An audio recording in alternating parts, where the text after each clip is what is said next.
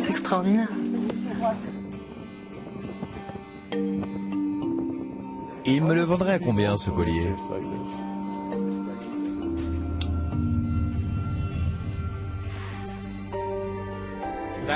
Ce sont des diamants, ça. De vrais diamants. C'est un petit bijou, quoi. Ce sont des collectionneurs, mais surtout des aventuriers, amoureux de l'Inde. Chaque année, leur passion les conduit aux quatre coins de l'immense pays, à la recherche de trésors, presque oubliés. Waouh! À Paris, Gautam Sen prépare son prochain livre sur les automobiles mythiques. Il s'est mis en tête d'aller chercher en Inde des modèles parmi les plus anciens et les plus rares du monde. À La Rochelle, Michel Sabatier, conseiller municipal, est aussi l'un des plus grands collectionneurs d'art tribal indien. Bientôt, il s'envolera pour la région du Nagaland, à la rencontre d'un peuple, coupeur de tête. Dans quelques heures, Nelly Rioff et sa petite famille quitteront Saint-Germain-en-Laye pour les sommets de l'Himalaya. Chaque printemps, cette conservatrice part en Inde pour dénicher et protéger les objets de l'art sacré himalayen. Des palais de Maharaja, au chantier naval du Bengale, en passant par la jungle du Nagaland et les sommets du Ladakh. Ces Français, passionnés d'Inde, vont nous emmener dans une incroyable chasse au trésor.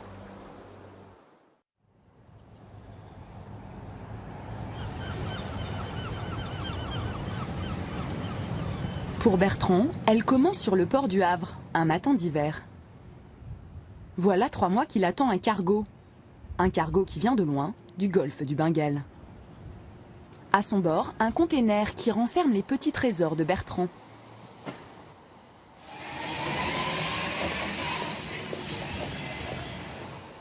Bonjour.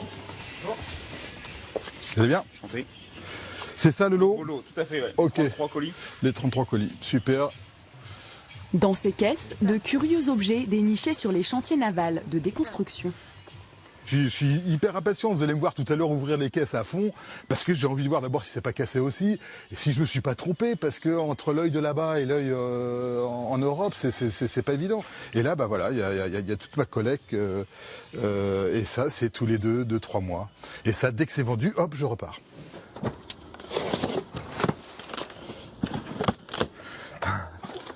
Voilà ce qu'on récupère. Ça vient, je pense, plutôt de paquebot. Ah, des paquebots. Ouais. Non, pour indiquer l'heure de façon si répétitive, il va y en avoir à peu près une trentaine dessus ou 40. Des montres de cloison vintage, des hublots en laiton. Ils sont complets avec leurs joints. Et il n'y en a pas de cassé, ce qui est assez rare. Si, il y en a un de cassé. Voilà. Des objets récupérés sur des navires en fin de vie. Non, faut casser les pieds. Attention, j'ai mon pied en dessous. Voilà un phare de Suez, obligatoire pour toute la marine marchande. Quand il passe le canal de Suez, il y en a un, peut-être 2 par bateau. C'est obligatoire pour éclairer les bords du canal. Il y a encore l'ampoule dedans, qui doit faire, je crois, dans les 5000 watts. Et voilà le genre de pièce, c'est fabuleux, quoi.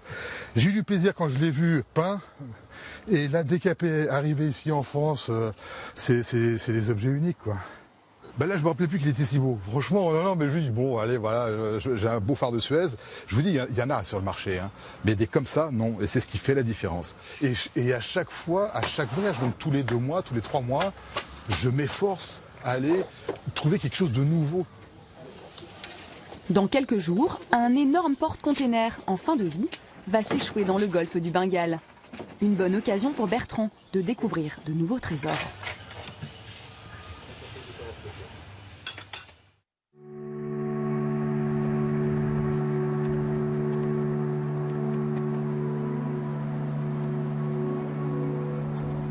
Les trésors de Nelly se trouvent quant à eux très loin, au cœur des hauts plateaux de l'Himalaya.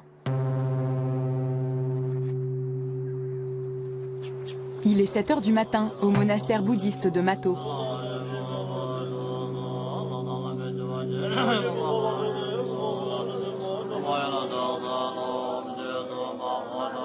À 3800 mètres d'altitude, il y a des rituels sacrés et immuables, comme celui du bain, pour ce bébé de 6 mois. Ah non, mon fils, ce n'est pas pour toi. Nelly, Tachi et leur équipe ont pris leur quartier d'été en contrebas du monastère.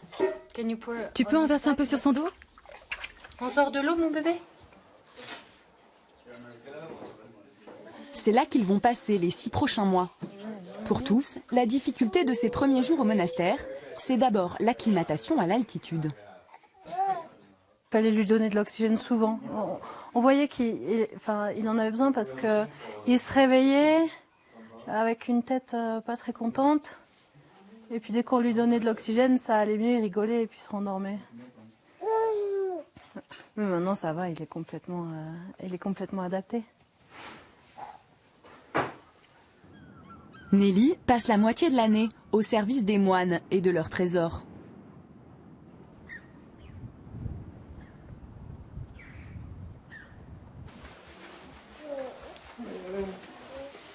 C'est au travail, mon bébé.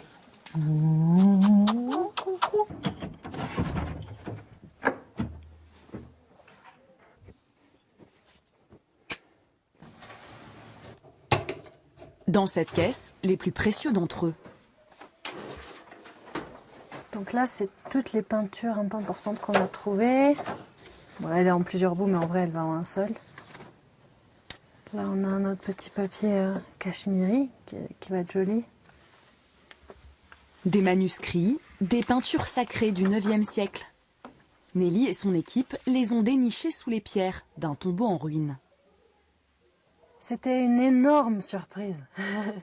Je m'y attendais absolument pas. Premièrement, il y avait des chances qu'on le trouve puisque la déchirure était fraîche. Mais c'est quand même une grosse chance de pouvoir reconstituer cette œuvre. Et puis avec les 3 autres, ça constitue une des plus grosses collections de peinture du XIIe siècle de l'Himalaya au monde. Nelly est parvenue à remettre la main sur près de 400 objets de l'art sacré himalayen. Des œuvres inestimables et qu'elle tente de sauver de l'usure du temps.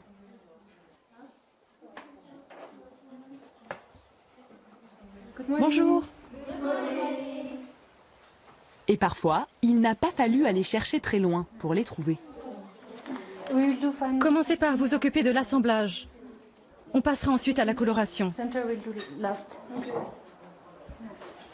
Ce tapis du XVIIe siècle, découpé en 4 morceaux, vaut plusieurs dizaines de milliers d'euros. Il était dans le monastère de Mato. Donc il était sur les sièges des moines. Il était en utilisation. Donc ça c'est habituel, les moines sont toujours assis sur des trésors.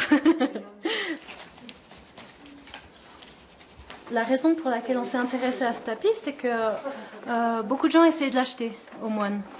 Donc ça nous a un peu mis la puce à l'oreille. Donc on s'est dit, s'il y a tant de gens qui essaient de l'acheter, c'est qu'il y a sûrement de la valeur. Et c'est en vérifiant qu'on a découvert que c'était un trésor, quoi. C'était une pièce extrêmement rare. Une pièce rare, convoitée par les collectionneurs et les pilleurs d'œuvres d'art. Tu te débrouilles bien avec les couleurs.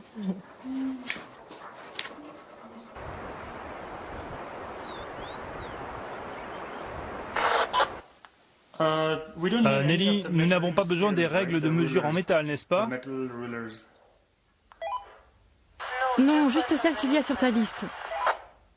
Ok, parfait. Merci. Demain, Nelly et son mari Tachi prendront la route d'un autre monastère, à plus de 2 jours de marche, aux confins du Zanskar.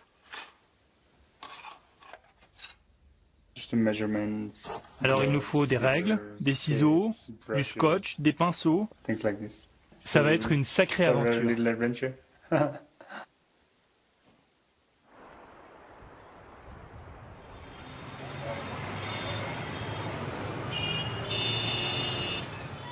Pour d'autres, comme Gautam, c'est comme revenir à la maison.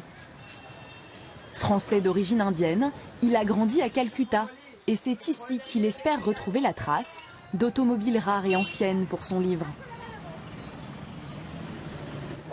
Où est-ce que vous allez? On va à Park Street, je te donne 1 euro. Non, Gautam, c'est moins d'1 euro pour aller là-bas. Bon alors il met le compteur. Non, c'est 2 €. Il y a de la circulation. Voilà le problème avec cette ville. Il y a des choses comme ça qui est vraiment un problème pour moi. On va à Park Street. Non, je peux pas, c'est l'heure de ma pause déjeuner. Allez, viens. Laisse tomber, il est en pause. Regarde ces chauffeurs de taxi, c'est tellement révélateur de l'ambiance de cette ville. Il faut qu'ils fassent la sieste, et même si tu les payes plus, ils s'en fichent. Il faut qu'ils déjeunent, ensuite on verra peut-être si on prend un client ou pas. Bon, finalement nous avons un taxi. Calcutta est une ville à part en Inde.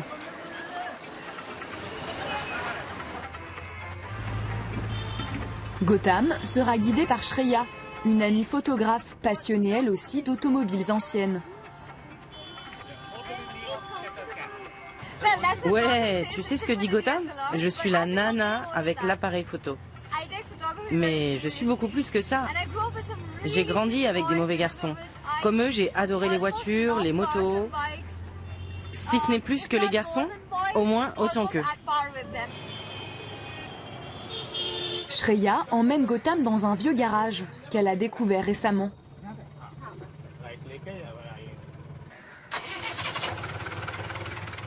Bonjour. Bonjour, comment allez-vous? Bien, merci. Super, alors est-ce qu'on peut jeter un œil? Là, on a une Morris Minor. On essaie de la restaurer, mais elle est vraiment en piteux état.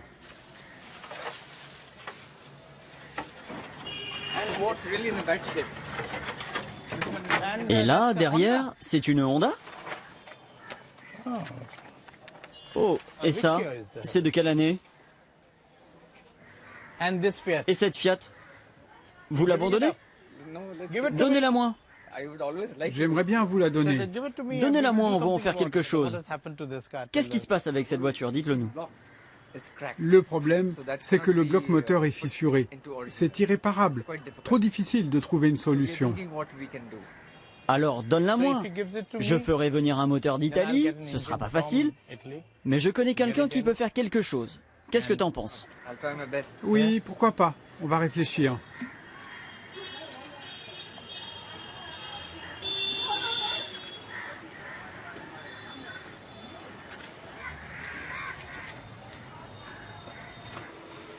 Ah, c'est donc elle, la Standard Vanguard. Je m'intéresse aux voitures, c'est un fait. Mais particulièrement à celles qui appartiennent au passé, celles qui ont une histoire et du caractère. Car ce livre que nous faisons, ce sera vraiment sur quelques modèles d'exception, mais aussi sur les gens qui les entourent, leurs propriétaires actuels ou passés, et qui nous permettront de raconter leur passion. Moi, je me fiche de la valeur de ces voitures. Ce qui compte, c'est l'histoire que chacune d'entre elles a à nous raconter. C'est ça notre quête. Et elle ne pouvait mieux commencer. Dans cette ancienne usine à papier, d'autres vestiges de l'histoire. Abandonnés par leurs propriétaires, lassés d'attendre des pièces quasiment introuvables. Il dit qu'il leur faut du temps et de l'imagination. C'est pas comme avec une voiture moderne où on remplace tout simplement les pièces.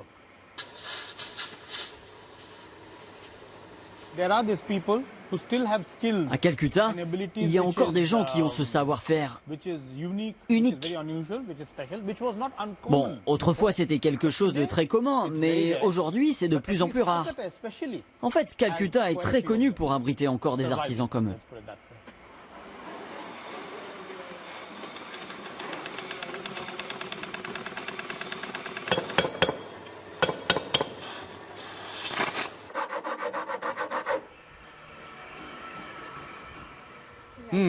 Regarde, c'est la voiture que j'ai photographiée la dernière fois. J'y crois pas. C'est exactement ça qui fait la magie de Calcutta. Imagine un endroit comme ça à Bombay. Il aurait été rasé depuis au moins 50 ans. Et il y aurait eu un centre commercial à la place, ou quelque chose dans le genre. Il n'y a qu'ici à Calcutta qu'on peut encore tomber sur des endroits comme ça qui survivent en plein centre-ville sans que personne ne le sache vraiment.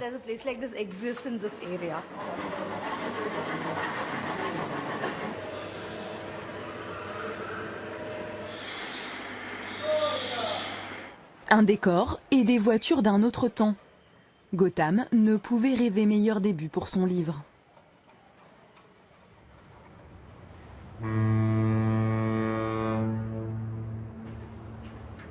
Un décor tout aussi étonnant, Chittagong dans le golfe du Bengale.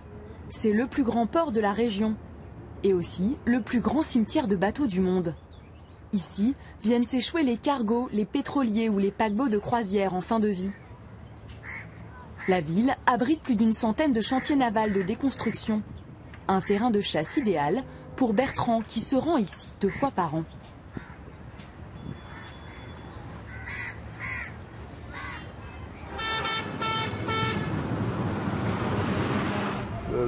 Il y a la pression qui monte parce que voilà, là c'est du bonheur, là, c'est du grand bonheur. Parce qu'on ne sait pas du tout ce qu'on va trouver et le fait de chercher, il y a autant de plaisir à chercher si ce n'est plus qu'à trouver. Trouver c'est la finalité, mais tout le plaisir est avant, quoi. Bertrand est avec Halal, son contact local. Depuis 10 ans, c'est lui qui l'informe de l'arrivée dans les chantiers de bateaux susceptibles d'avoir quelques pièces intéressantes.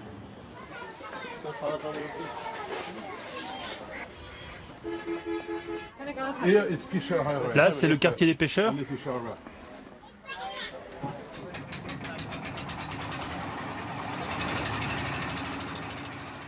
Donc on est sur une rivière, un bras de mer, enfin c'est pas une rivière, c'est un bras de mer sous cette eau salée qui nous amène directement à la mer, avec juste à gauche, et on commence à voir poindre les carcasses de bateaux.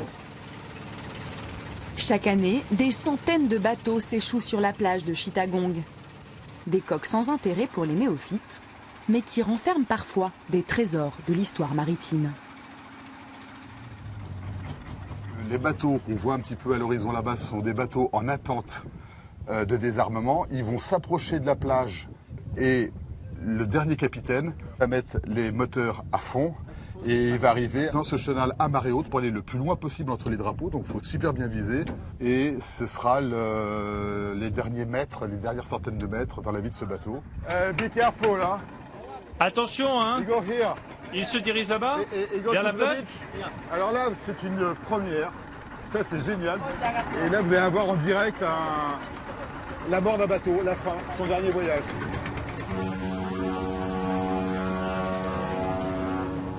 Là, ils foncent face à nous. Et je pense qu'on a intérêt à décarquer assez rapidement. Parce que ça se voit pas, mais il avance très vite.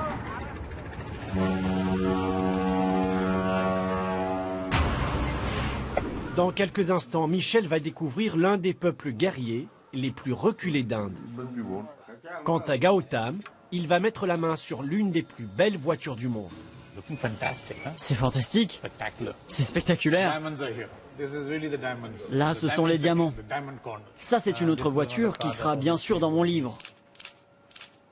Je viens de demander à ce qu'on s'écarte quand même, parce que là, c'est bon.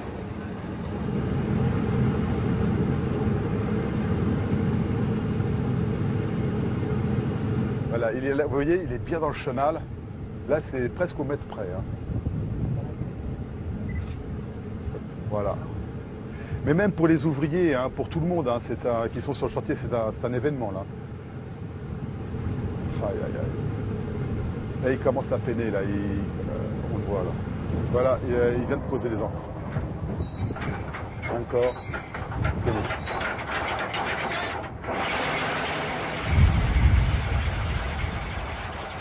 J'ai vu des choses belles et tristes à la fois, où j'ai même encore d'émotions à vous le raconter. C'était un capitaine russe qui avait fait 40 ans sur le même bateau. Le gars, il venait échouer son bateau, et ce gros dur tatoué, avec des dents en moins, je l'ai vu pleurer, quoi. Ça devait être la première fois qu'il devait pleurer de sa vie. Et ça, c'est des images qui sont... c'est ce qui fait que j'aime ce métier, quoi. Donc c'est fabuleux. Et des histoires comme ça, il y en a plein. Sur les chantiers, les ouvriers travaillent jour et nuit pour démanteler les navires. Il faut donc se dépêcher pour espérer récupérer des lampes, des instruments d'époque, des meubles anciens.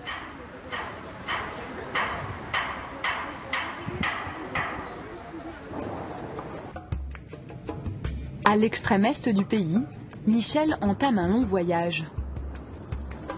15 heures de vol, 3 escales, direction le bout du monde. Bonjour. C'est le Nagaland.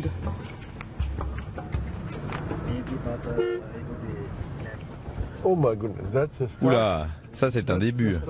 C'est un avant-goût des routes indiennes, caoteuses de bout en bout. Bumping all the way up.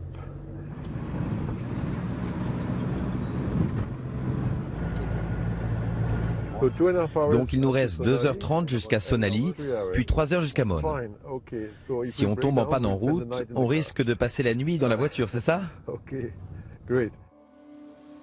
À quelques kilomètres de la frontière birmane, c'est le territoire des Nagas. Un peuple de guerriers qui vit dans la montagne, suivant des coutumes ancestrales. Ici, on se nourrit de la cueillette et des gibiers sauvages. On fabrique encore la poudre à canon de manière artisanale et on collectionne les trophées de chasse.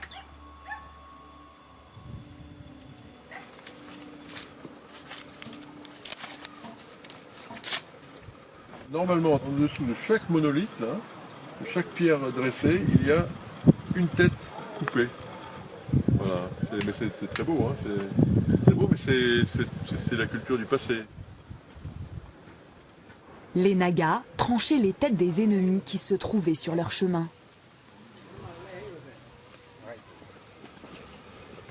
Bonjour. C'est un Français. Je viens de l'autre bout du monde. Bonjour. Bonjour.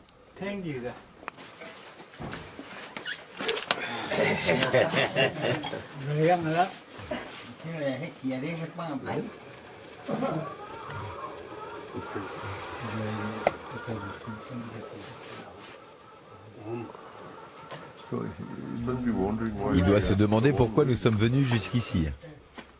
Tiens, on va lui montrer quelque chose.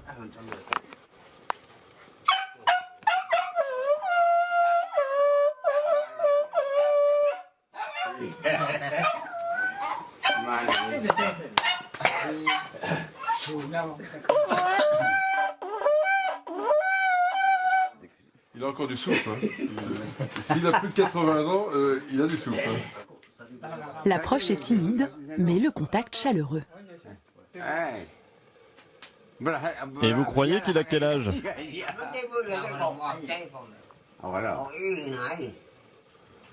Les Nagas ont bien changé. En allant à leur rencontre, Michel espère trouver les vestiges d'une culture vivace et peut-être les rapporter pour sa collection.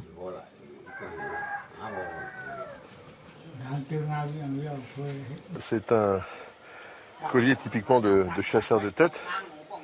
Et ce monsieur qui a l'air tout ce qu'il y a de plus, je dirais, rasséréné dans son vieil âge, quand il était jeune, a dû être un guerrier turbulent puisqu'il a quand même réussi à couper 5 têtes dans sa vie, ce qui n'est pas donné à tout le monde. C'est un certificat de décapitation. Évidemment, c'est une pièce de collection qui est superbe, mais qui n'est pas d'avant, puisque c'est toute la fierté de cet homme, c'est une partie de l'héritage de sa vie, et il n'est même pas question de lui demander de vendre ce à quoi il tient autant. Hein. La vallée de Mon abrite une dizaine de villages comme celui-ci. Michel s'est donné 8 jours pour les explorer.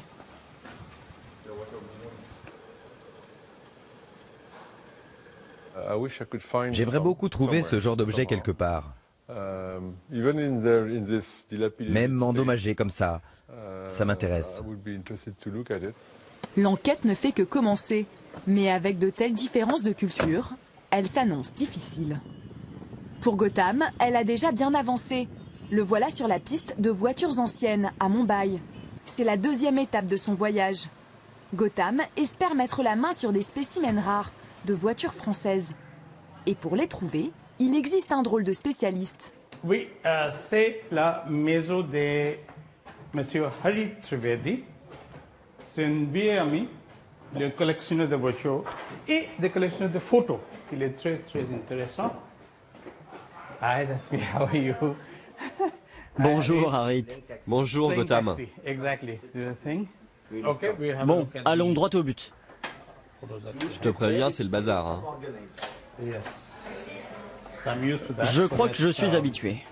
Let's have a look. Wow, Il y a tout ce que tu veux. Des photos, des catalogues, des pièces de voiture aussi. Mets-toi sur le côté s'il te plaît.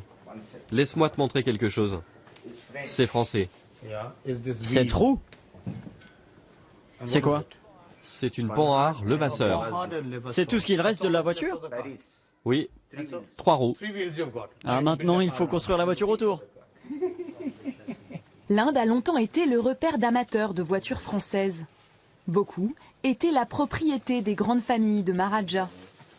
These advertisements of the 1920s. You can hold more. Tiens-moi ça. This is a Regarde, c'est une Hispano. C'est probablement l'une des voitures françaises les plus célèbres. Ces deux voitures-là ont appartenu au Maharaja d'Alibourg, qui était un francophile. Et il a acheté peut-être 15 voitures de ce modèle.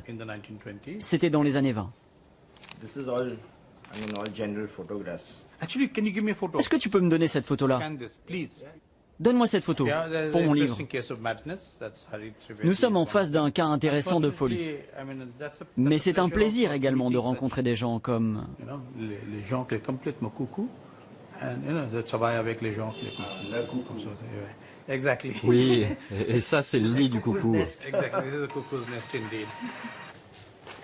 L'appartement d'Harit n'est qu'une étape vers un autre endroit que Gautam voulait absolument voir à Bombay. Il se trouve dans cette zone industrielle, quelconque en apparence. Pourtant, dans les sous-sols d'une imprimerie d'un journal indien, se cache une collection unique au monde. On y accède par un ascenseur privé et surveillé 24 heures sur 24 par des caméras.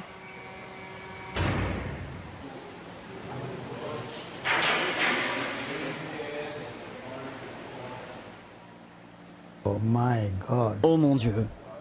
Ce n'est qu'un avant-goût d'une collection incroyable de plus de 250 voitures anciennes. Des cabriolets des années 20, des limousines, des berlines, des trésors introuvables.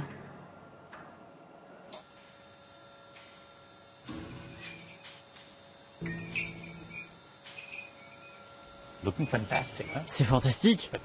C'est spectaculaire. Là, ce sont les diamants.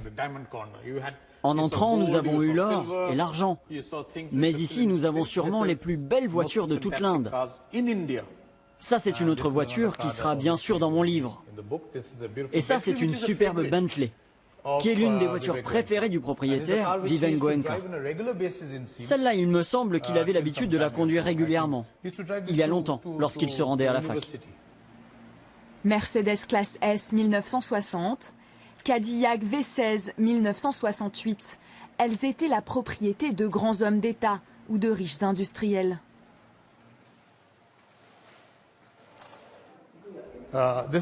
Et voilà celle qu'on va photographier aujourd'hui.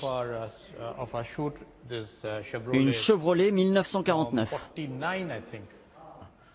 Macron, comment on va s'organiser? Écoute, j'ai juste besoin d'une lumière. Macrand maîtrise une technique photographique unique, le light brushing. Tu es prêt? 1, 2, 3. Elle permet de mettre en valeur toutes les courbes et les détails des voitures. Toi, tu tiens juste la lumière. En fait, c'est moi qui prends la photo. Allez, allez. Alors, regardons ce que tu as fait alors. Not bad, hein? Devant l'objectif, des pièces uniques qui se dévoileront dans quelques semaines, pour la première fois au monde, dans le livre de Gautam.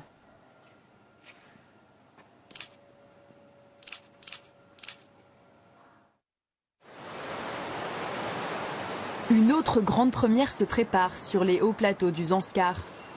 Nelly, Tachi et leur bébé prennent la route du monastère de Fougtal. Oh, ça te plaît ça, hein? Ça te plaît? Il leur faudra 2 jours de marche pour l'atteindre. Donc là, on va au monastère de Fougtal, qui a une collection d'art, qui n'a pas été recensée. C'est un peu l'aventure, et puis surtout, on a peut-être un trésor au bout du chemin. J'aimerais bien trouver des statues anciennes. Ouais. Ça, c'est des peintures anciennes en bon état. Ça va? Oui, oui, pas de problème.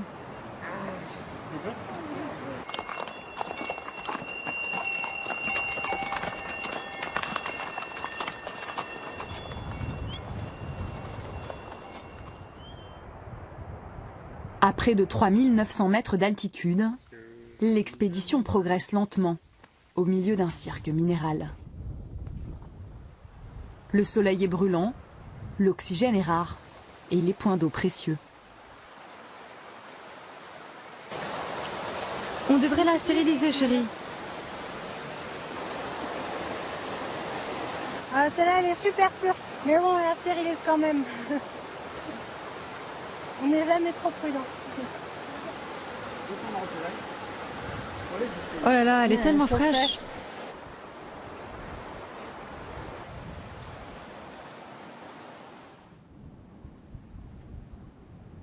Coupé du monde, le monastère de Fougtal a traversé les âges. C'est tellement beau.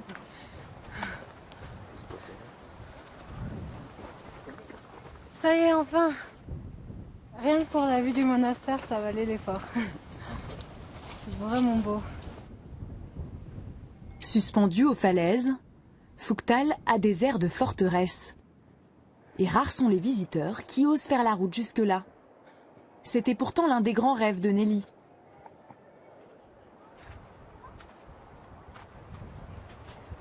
Le monastère bouddhiste a conservé au fil des siècles des traditions et des richesses qui se cachent derrière ses portes verrouillées.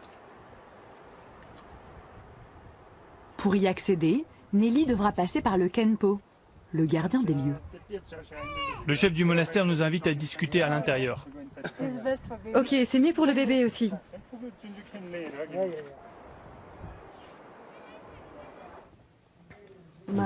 Alors on restaure des masques, des statues, des objets en métal.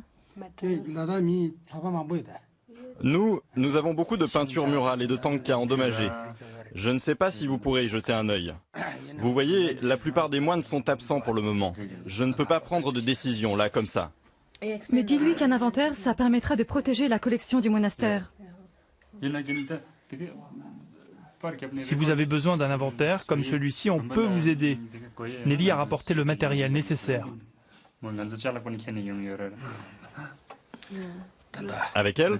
Elle a tout avec elle? Oui, oui. Ah, dans ce cas, je vais y réfléchir. Ils vont se réunir bientôt. Mais avec le bébé, je ne pourrai pas revenir souvent, tu sais. Je sais, je sais. Revenez demain matin à 8h, on en reparlera. C'est pas encore gagné, mais je pense qu'il y a encore une petite chance. On va voir. Demain, Nelly et son équipe seront peut-être les premiers à découvrir les trésors du monastère de Fougtal. Et pour cela, il faudra gagner la confiance des moines et des locaux.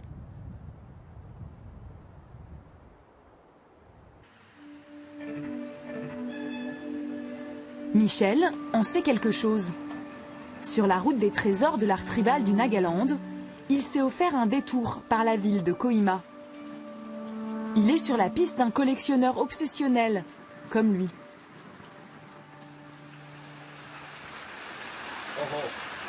Il pleut vraiment des cordes. Ce n'est pas grand-chose. Ne soyez pas impressionnés.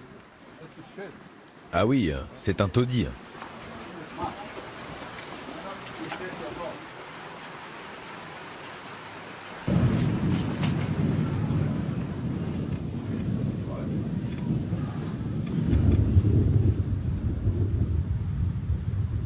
Look at that. Regardez-moi ça. Si je ne suis pas impressionné par cette accumulation d'objets, qu'est-ce qui pourrait bien m'impressionner? Monsieur Bello, vous avez un sacré sens de l'humour. Depuis une vingtaine d'années, Monsieur Bello entasse tout ce que les tribus de la région lui apportent. Sculptures, bijoux, ornements, des pièces uniques, pour certaines inestimables. J'ai rarement vu un hangar aussi plein, aussi encombré d'objets d'art. Oui, c'est assez unique. Ouais. Ça, c'est une pièce ancienne. Sunil, viens par ici. Il faut qu'il mette cette pièce en sécurité. C'est très ancien. Oui, je m'en rends compte par rapport au style.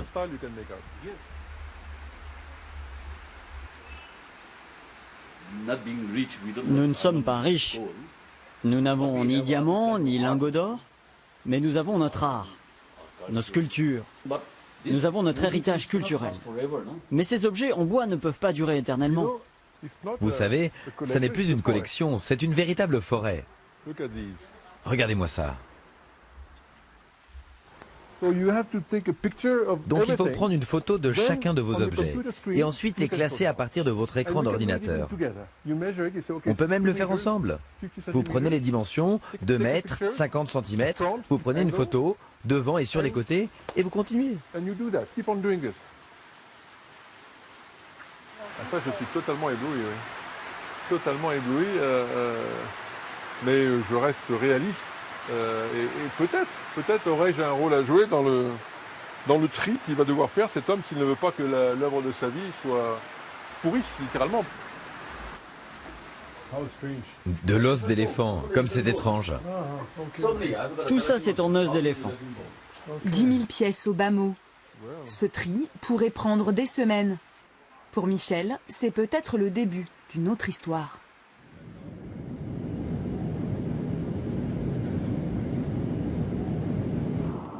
Gautam, quant à lui, parvient au terme de son aventure. Et c'est à Jodhpur, sur la terre des Maharajas, qu'il espère mettre la dernière touche à son livre. La Cité Bleue est connue pour abriter quelques-uns des plus remarquables véhicules de collection au monde. Ils sont souvent la propriété des grandes familles de Maharajas, qui les conservent jalousement dans leur somptueuse demeure.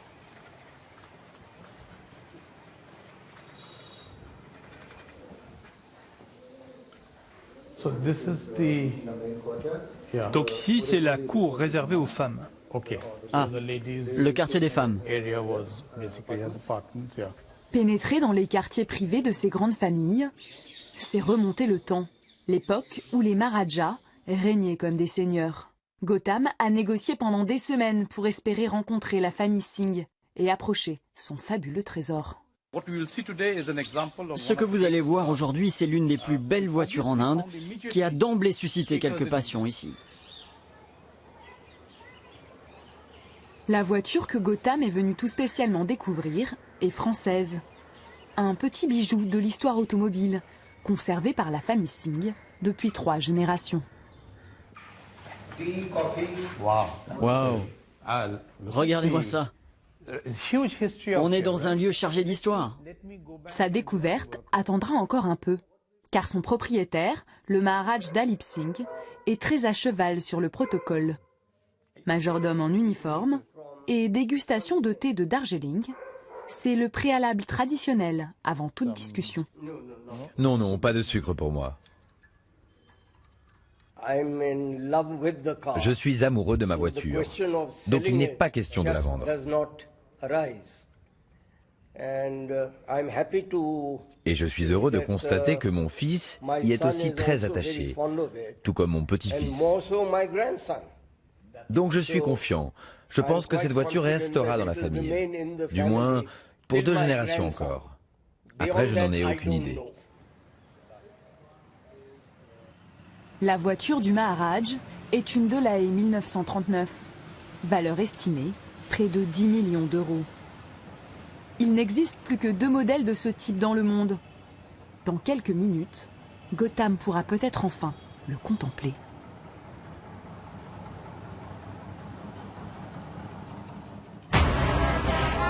Dans un instant, Nelly va découvrir les trésors d'un des monastères les plus isolés de l'Inde. Ça, c'est du trésor. Quant à Bertrand, il va enfin pouvoir accéder aux entrailles de l'énorme porte-container. C'est superbe. À l'époque de son lancement, la Delahaye avait surpris avec son design avant-gardiste. Aujourd'hui, elle étonne toujours autant.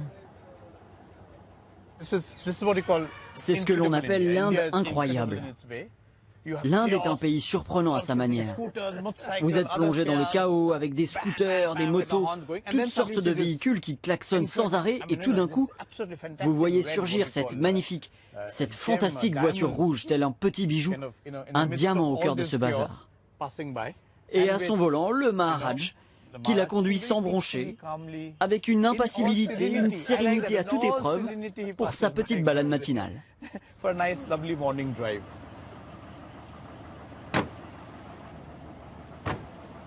C'est le petit plaisir presque quotidien du Maharaj.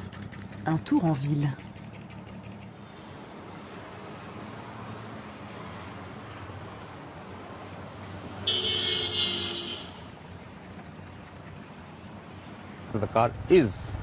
C'est une voiture absolument magnifique. C'est l'une des plus belles voitures qu'on ait jamais construite dans toute l'histoire de l'automobile.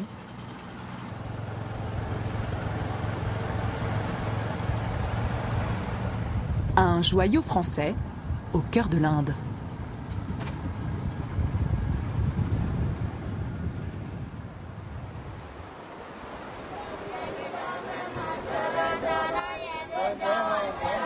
C'est le genre de découverte qu'aimerait faire Nelly dans le monastère de Phuktal, si les moines veulent bien lui en laisser l'accès.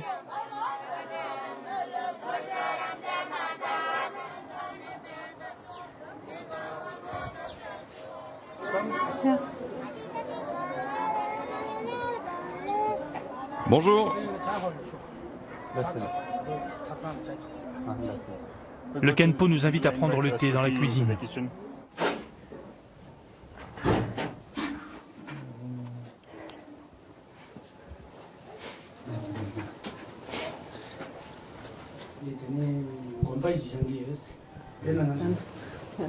Vous êtes venu de votre plein gré, proposer votre aide au monastère. J'apprécie votre geste. Venez, je vais vous faire visiter les lieux. La confiance, ça se mérite. Les moines n'aiment pas montrer les trésors de leur monastère.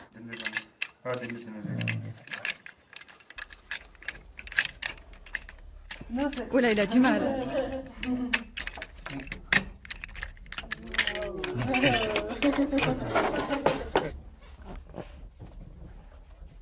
Regarde le petit tanka au fond. Oh, ça c'est vraiment super mignon. Oh, il est cool ce masque. Regarde celui-là.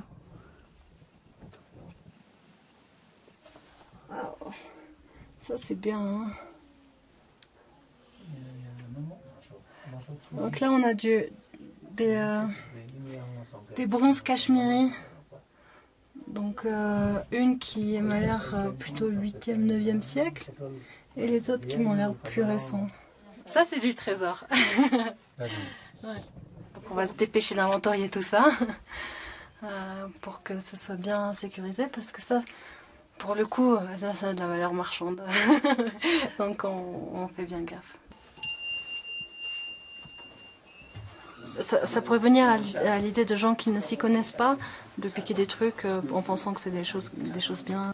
On ne sait jamais. De toute façon, les œuvres, il faut toujours les sécuriser. Elles ont toujours une valeur, hein, même si c'est pas 100 000 euros, ça peut être 20 000 euros. Ouais.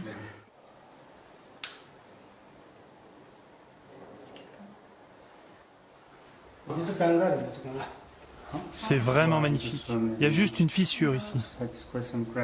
C'est une superbe peinture murale du milieu du XVe siècle. Mi-15e? Oui. Quel plaisir pour les yeux. Ça, c'est une super belle peinture murale.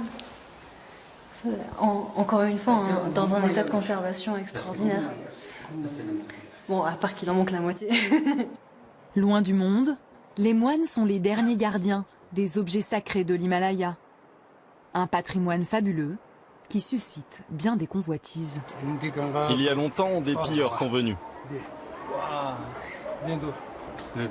Qu'est-ce que c'est?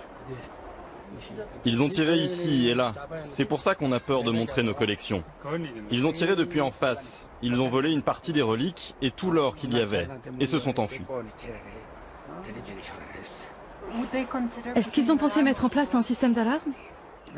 Oui, mais nous n'avons pas d'électricité en continu. Ah oui, c'est vrai. C'est une collection hors pair, vraiment hors pair. Moi, je m'attendais pas à trouver. Enfin, parce que on se dit, enfin, quand on part, on a toujours cette petite émotion de ah, peut-être qu'il y aura rien ou peut-être qu'il y aura quelque chose de mirobolant. Bon, ben voilà, c'était mirobolant. C'est des petits monastères isolés, donc ça veut dire qu'il faut protéger ça le plus vite possible. C'est un peu une course contre le temps.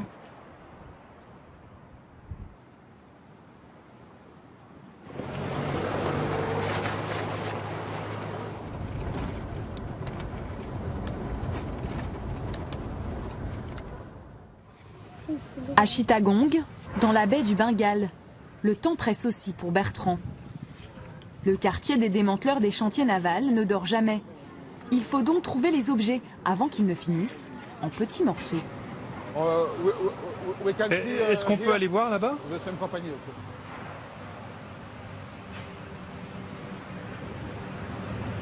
Ça, c'est de la coque. Voilà ce que deviennent les bateaux, les tankers, les cargos, les paquebots, les ferryboats. Ils finissent comme ça, du cimetière des éléphants qui est à 500 mètres derrière. Voilà ce que c'est la fin de la chaîne du démantèlement de bateaux. Et ça part là-bas. Il faut à peine un mois pour démanteler un bateau.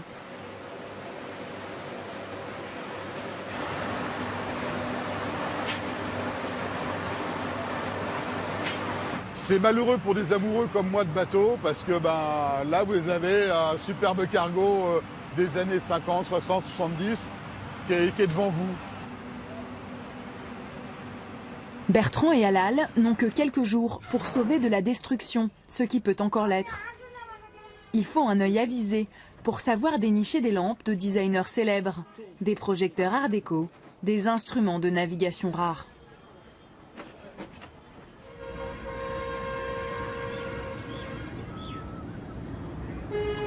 Celui-là, non. Celui-ci, l'avantage d'être coupé, il a encore ses ampoules à l'intérieur. Les ouvriers récupèrent tout ce qu'ils peuvent. La fonte des ballons d'eau chaude, l'inox des cuisines professionnelles, la vaisselle et même le cuivre des radiateurs. C'est toute une économie du recyclage qui fait vivre aujourd'hui près de 40 000 personnes.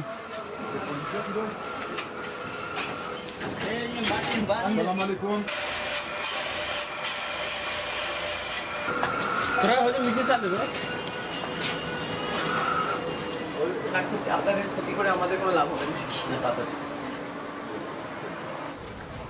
comment c'est récupéré sur les cargos et les paquebots. Ça c'est du laiton. Toutes ces lampes qui sont en laiton, pareil, voilà, c'est des objets d'origine. On est incapable aujourd'hui de façon économique à produire ces mêmes objets avec un prix raisonnable. C'est pour ça que c'est récupéré. C'est une forme d'écologie un peu.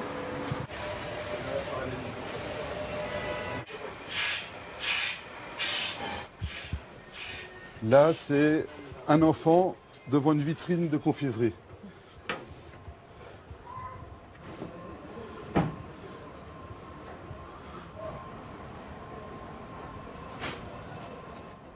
Celui-là, vous l'avez complet?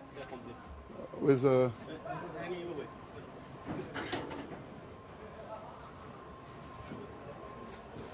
Ok. Ok, j'ai vu un trésor là. Yes. Oui. That is nice. Oui, ça c'est bien. Non, non, pas celui-ci. L'autre là. Et voilà, ça.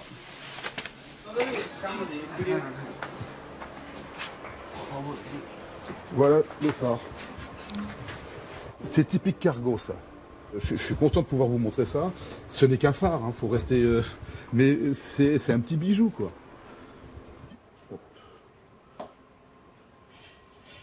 Alors, plus on prête de l'intérêt à un objet, plus évidemment les prix sont en train de monter. Alors, je n'aurais pas demandé là.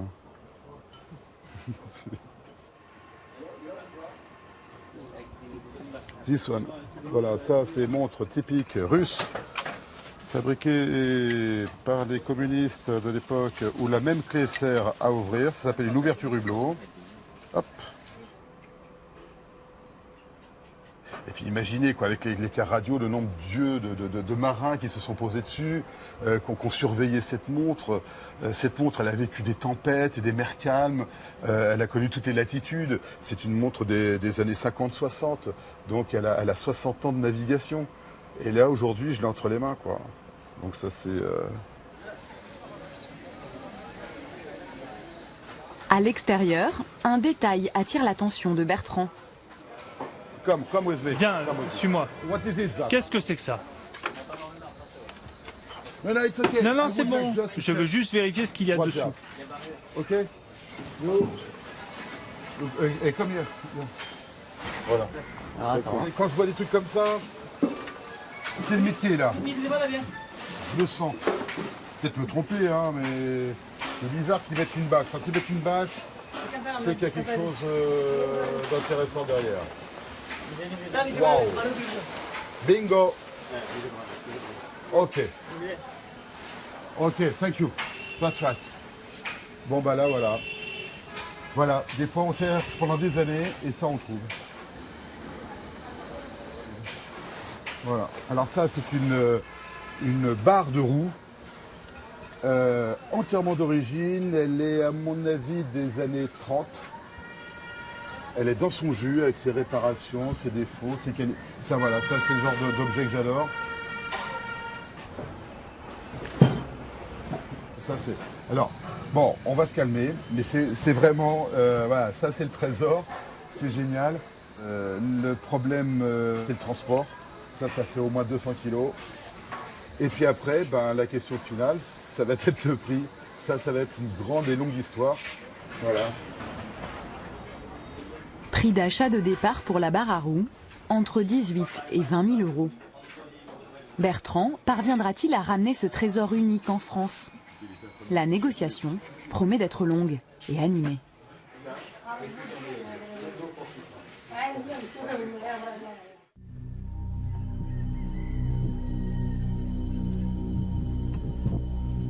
Elles le seront tout autant pour Michel, qui vient d'atteindre le village de Longhua. Il lui a fallu 7 heures de piste pour le rejoindre. C'est l'une des dernières chances pour Michel de repartir avec une pièce pour sa collection.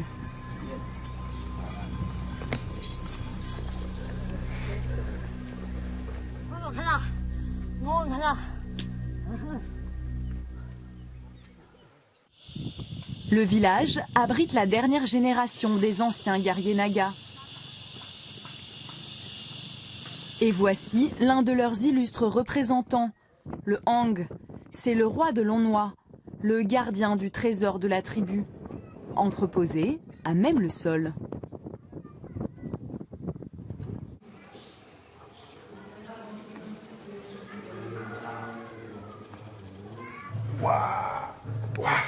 Waouh, une vraie. Une vraie de vraie. Elle pèse son poids. Cette défense est mon trésor le plus précieux. Les gongs, vous pouvez encore en trouver de nos jours, mais vous ne tomberez jamais sur une défense de cette taille, même en cherchant bien. J'aimerais beaucoup avoir n'importe lequel de ces objets dans ma collection. Tu peux lui dire qu'ils sont vraiment beaux et authentiques. Est-ce que, à tout hasard, avec un peu de chance, il serait prêt à m'en vendre un? Non, ce n'est pas possible. Ces trésors sont transmis de génération en génération. Mon père me les a légués, et moi-même, je vais les laisser à mon fils. Ce serait un grand déshonneur de perdre l'un de ces trésors durant son règne. C'est pour ça que je suis prudent. L'affaire semble mal engagée. Au 8e jour de voyage sur la terre des Nagas, Michel est au bout de la route et peut-être au bout de sa quête. Je ne collectionne pas des choses qui ne m'inspirent pas ou des gens ou des cultures auxquelles je ne peux pas avoir de relation relation. Ce qui est intéressant, c'est de collectionner l'objet et d'avoir la possibilité d'aller voir les gens qui sont derrière. Ça, c'est pas toujours le cas. Ce sont des objets qui ont encore une vie. Souvent, on peut acheter des objets de collection qui sont des cultures mortes. Ici, c'est pas le cas. S'il pouvait y avoir un objet qui me soit propre, intime, qui puisse me rappeler ce bon moment, là, pour le coup, ça me suivra jusqu'à la fin de mes jours, hein, clairement. Mais les Nagas sont attachés à leur terre, autant qu'à leur art.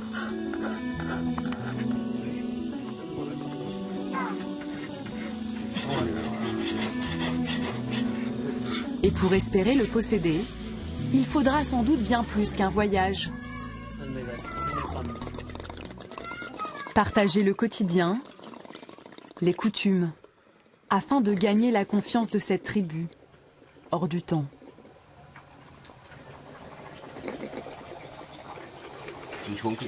Ça fait partie de l'ensemble de l'aventure, oui. L'aventure, c'est dans toutes ses composantes. Ça n'est pas uniquement la recherche de l'objet, c'est se plonger dans une autre culture que la sienne, et c'est un vrai plaisir. Et en plus, c'est pas artificiel, parce que je me sens bien chez eux. Je me sens chez moi. Prends-nous en photo avec papa, s'il te plaît.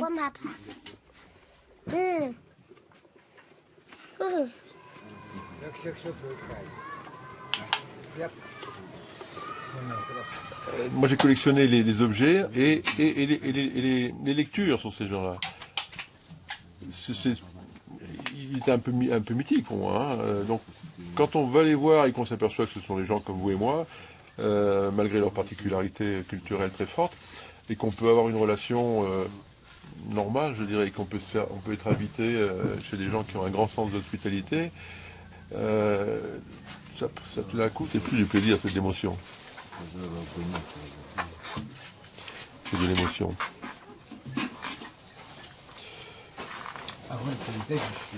Mais l'émotion, c'est difficile à dire en mots. Ça peut se voir, mais ça ne se dit pas.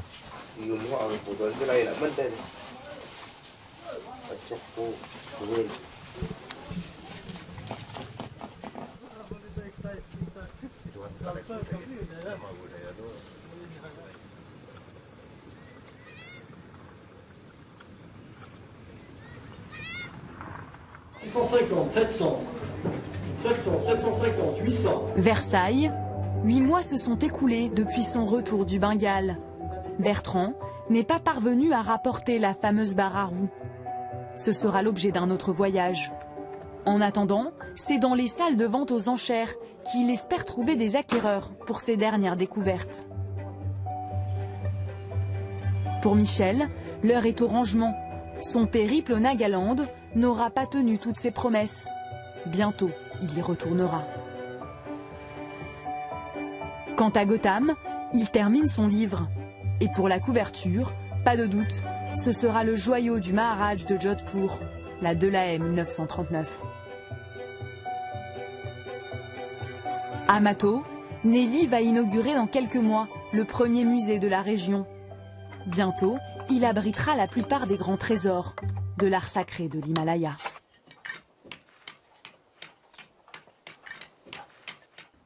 Et c'est la fin de Grand Reportage. On se retrouve tout à l'heure, juste avant 20h pour le journal. Quand on arrive, on ouvre les fenêtres et on respire. Et ça sent bon les vacances. Samedi prochain dans Grand Reportage, vous allez comprendre pourquoi tous les étés, Noirmoutier attire des milliers de touristes. C'est beau. C'est super beau, toutes ces couleurs.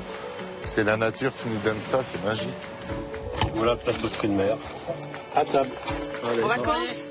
Nos vacances. Allez, nos vacances. Mario. Salut mon grand. Il veut nous faire croire qu'il a peur de nous. Et dans Reportage Découverte, partez dans les coulisses d'un des plus grands et des plus beaux zoos du monde, le zoo de Singapour. Quand je les quitte, j'ai toujours le cœur brisé. Alors quand je sors, je ne me retourne pas. Je file.